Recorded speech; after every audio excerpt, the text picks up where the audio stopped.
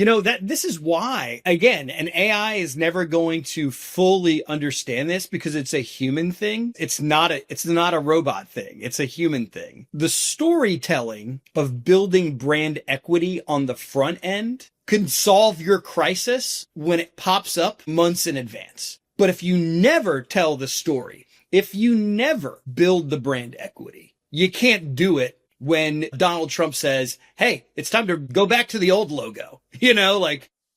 That's not going to work. And I genuinely think that the way AI is going to change the way we storytell is by doing what Bonnie just said. It's by growing the asset references for AI on the front end that allow you to tell a good story and build brand equity.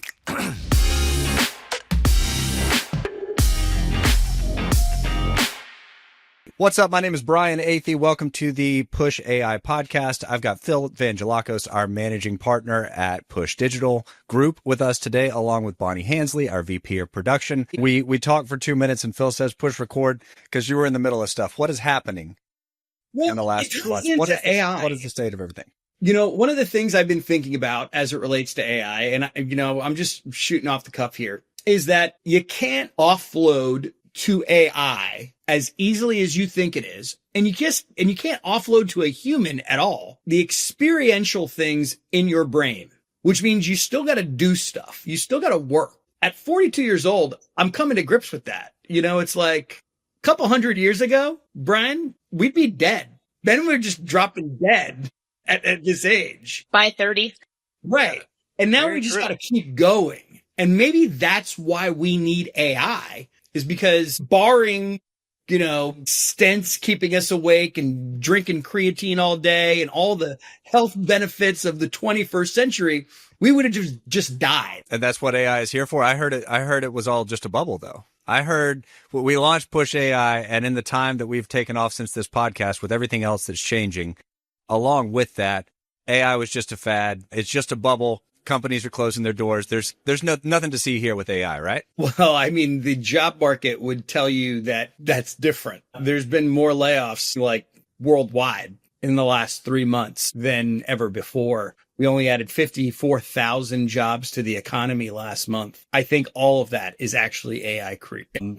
And just being real, I don't think any of us know someone whose job hasn't been impacted by AI. It's happened in my family. We've seen several people in my family, have to rethink what their career is because of it. And so I think this is not a bubble. The people saying this is a bubble, they're the finance bros. They're the older finance bros. They lived through the dot-com era of the late 90s, early 2000s, and they lost a lot of money investing in really stupid things. Or if you're Mark Cuban, you made a lot of money developing really stupid things, and they view this as a bubble. But if you're Sam Altman, I think he just said something wild yesterday. He was like, he told his investors that he might make money obsolete. I think he's right. We're headed in a weird direction. And I don't think this is a bubble. You're holding out hope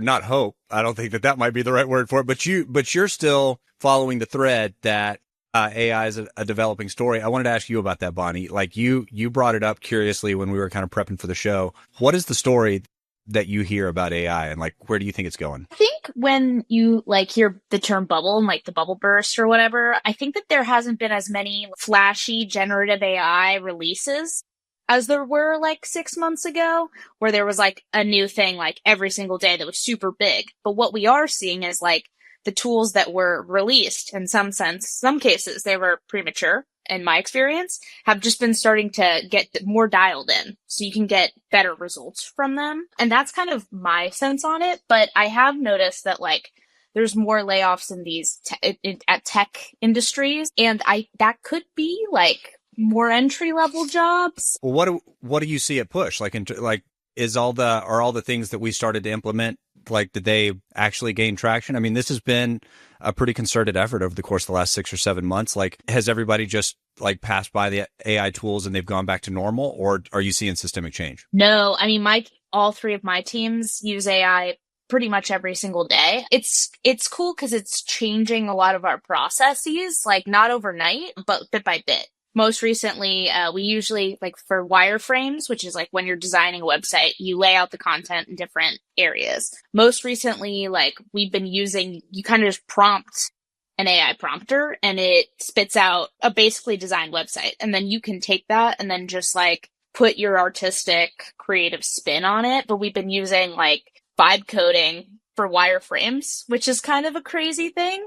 Like we showed our clients have historically never understood what a wireframe is because they're like these sparse boxes with just text in them. And they're like, that's not my website. But I hate this website. You're like, they're like, I hate it. And we're like, wait, no, this is the blueprint. Because we've been using like a generative AI tool, it actually looks closer to what a finished product is. And it's gotten them super hyped and involved in the planning process, which is something I've never seen before. Yeah, it's like little things like that like you wouldn't even think of, but that can really change like a client's experience. Well, on the client experience side in particular, I think that one of the most sung teams on the on our winning thread at Push is the dev team, because so much of their day has been freed up. The production side of their day has been so freed up that we're able to give such a degree of a better client experience that our prices have gone up 2, 3, 4x. Not necessarily because we're doing the same level of work. We're actually doing much more advanced work because we have client trust in a way that we have not had before, strictly because like our experts actually get to be on the phone and be experts versus like toiling in the code. And that's just on the production side. Phil, what about the company as a whole? Like, what are you seeing? well, there's a couple different things. Just for funsies, I've created AI agents out of personnel here at Push Digital. Do you have an AI agent named Randall? Yes. If you're not watching it, find us on YouTube because it's a great. You got to see Phil's face right now. You guys are laughing, but I'm doing it. So no, I know you're serious. So Jared, he's our. I can't get over that. Like, I have projects in my ChatGPT, but I'm just envisioning your left side rail, and it's all the person. It's like Slack, only it's AI versions of them. No, that's true though. It's real. So I've taken Jared, who is our VP of client services, but he's also an incredible meme lord. And I've uploaded all of his memes and trained an AI agent to think like Jared on my behalf when I need a meme. But I've also pitched like Scotty Howell on this. Like, he can take his entire reel, all of his scripts, his entire body of work, feed it to the AI, and then basically allow anybody at the company to at least start a script off like Scotty Howell would. If I need a quick answer from something, creating an AI replica of another coworker, it's not a bad idea. And it's something I've been toying around with. That's funny. I'm interested in that a lot. I think, this whole idea that, Phil, you said that is sort of the tech bros or the finance bros, that are saying that AI has come and gone. I think that the reality is that like, if you're writing a resume, like, AI is not dead. And if you're writing that resume, it's very likely going to be filtered by a company with their AI filtering process before it ever reaches a hiring director's desk. And your ability to like adapt and be a problem solver in whatever field you're in, whether it's entry level or where it's very high level, is only accentuated by AI. And I think that when you open your mind to that, it almost looks like AI kind of, everybody got really excited about it. And there was all this momentum behind it. And like Bonnie said, things were getting released. It seemed like every day in the spring. And we thought, oh my gosh, this is looming. And I think that there was real outcry. I mean, if you listen to the news or podcasts or reading the paper, like, you're seeing some pretty like ominous prognosticating about what the future is, mainly because nobody knows what it's going to be. And it seems like, just being in public affairs and PR, that a lot of this rollout about actually there's no money in AI.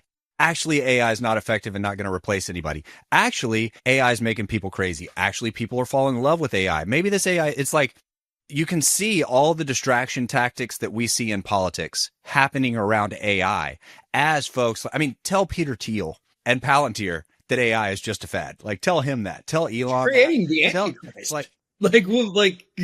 Yeah, So am I wrong? Am I just like drinking the Kool-Aid, or No, are people being fed one story while something else is happening in the job market? I think that's my question. yeah, no. I think what's happening right now is a reversal of basically the last 10 years. For the last 10 years, we've seen people try to untangle roles and become more specialized, especially in the marketing and advertising world. Now you're seeing people become more generalists because of what AI is allowing you to do. And I think that's causing a little bit of panic. And I think the bubble talk is actually cognitive dissonance. I think it's us trying to rationalize the craziness that is actual. What do you think, Bonnie? You think that's fair? No, I think that's true. And I think like we were talking about the website project managers earlier, and like them turning into just call me if you got a problem or a question or anything on your website and I'll solve it for you.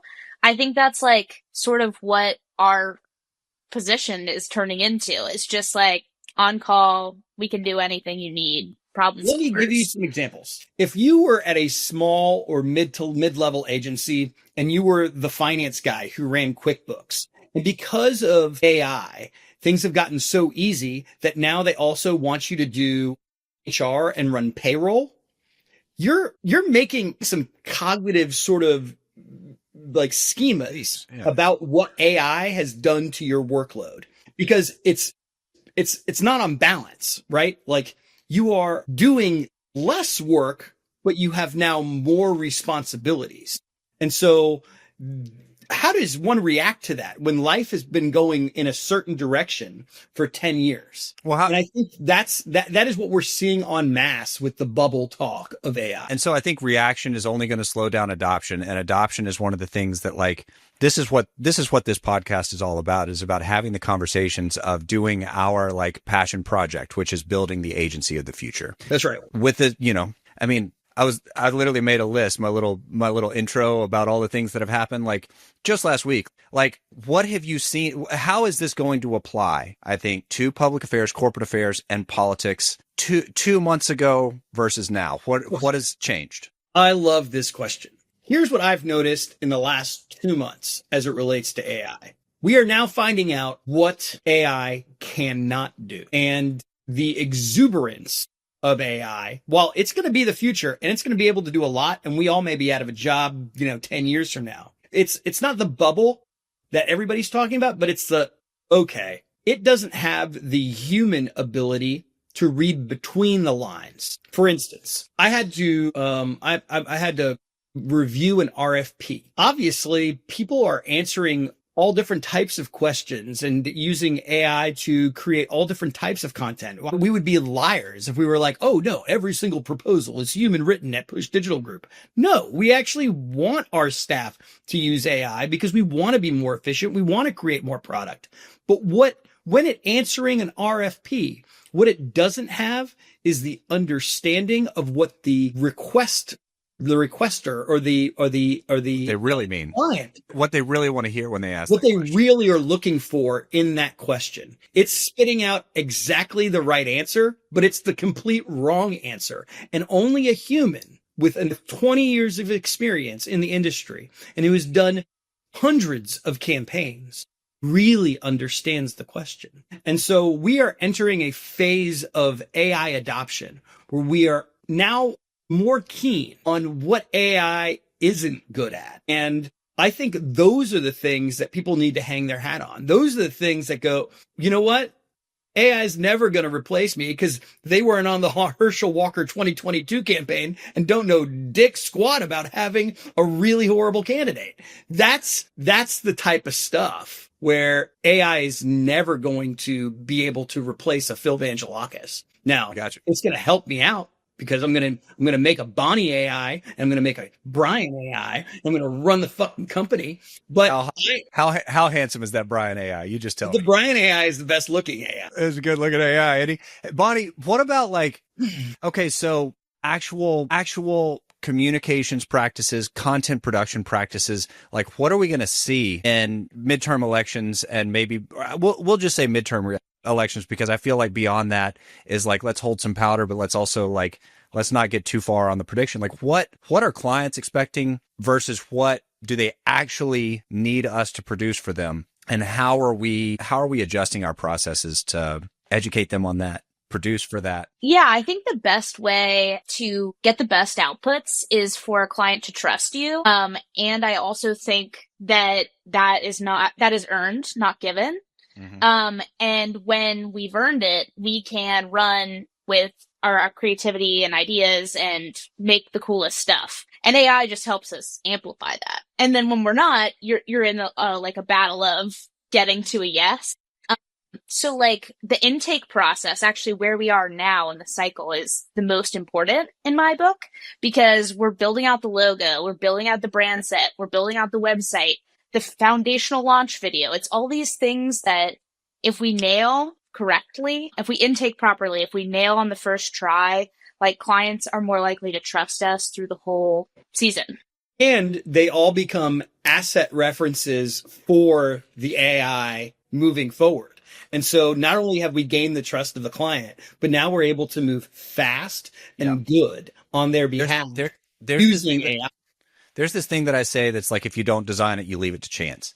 What I have tried to tell clients forever is that you have this window when I know you're tight on resources and I know, you've got to hold your fire for later, where you can define yourself. And so many candidates in particular, even huge, well-funded trade organizations, wait for a crisis to try and jump onto a story and establish their brand equity as trustworthy while they are trying to push a message. And the problem is that if you don't build your brand up front, if you don't get the prompts right, if we're gonna talk in AI speak, but if you don't get all your prompts in line at the beginning, the output's always going to be bad, and somebody else can come in and define you in a bad.